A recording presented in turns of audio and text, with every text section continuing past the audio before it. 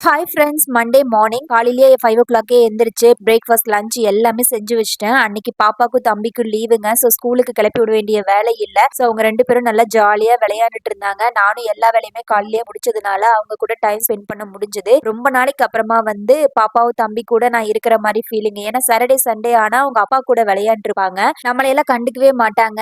இது வந்து Tuesday morning கொஞ்சம் சீக்கிரமாவே எந்திரிச்சிட்டேன். காலையில எந்திரிச்சு வந்து பார்க்குறேன், ஏதோ நடுஜாமத்தில் எந்திரிச்சு வந்து குக் பண்ண மாதிரி இருந்துச்சு. ஏன்னா இங்க வந்து காலையில 6:30 மணி ஆனாலுமே விடியவே மாட்டேங்குது. ஸோ சீக்கிரமா எந்திரிச்சு என்னோட வேலையெல்லாம் முடிச்சுட்டு அவருக்கும் லஞ்ச் பிரேக்ஃபாஸ்ட் எல்லாம் செஞ்சு கொடுத்துட்டு பாப்பாவும் தம்பியும் வந்து அன்னைக்கு 8:30க்கே ஸ்கூலுக்கு கிளம்பணுங்க. அன்னைக்கு வந்து அவங்க மியூசியம் கூட்டிட்டு போறாங்க ஸ்கூல்ல இருந்து. ஸோ கொஞ்சம் 8:30 போலவே அவங்க கிளம்பிட்டாங்க. எனக்கு வந்து நெக்ஸ்ட் இயர்ல இருந்து கொஞ்சம் ஏர்லியாவே கிளம்பணும். இது வந்து அந்த அன்னைக்கு வந்து எனக்கு ஒரு ட்ரைனிங் மாதிரி ஆயிடுச்சு. ஏன்னா எவ்வளவு குயிக்கா வந்து நம்ம எந்திரிச்சு எல்லா வேலையும் முடிச்சுட்டு பாப்பாவும் தம்பியும் கிளப்பி அனுப்புறோம்னு சொல்லிட்டு ஒரு ட்ரையல் மாதிரி இருந்துச்சு.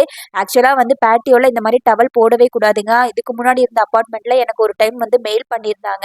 இந்த தடவை வந்து நான் இன்னும் மாட்டல. ஏன்னா கொஞ்சம் எங்க பிளாக் உள்ள இருக்கறனால இன்னும் தெரியல. ஸோ ஸ்டாண்ட் வந்துச்சுன்னா அதுலயே நம்ம வச்சுக்கலாம்னு இருக்கேன். நாளைக்கு பார்க்கலாம். பாய்.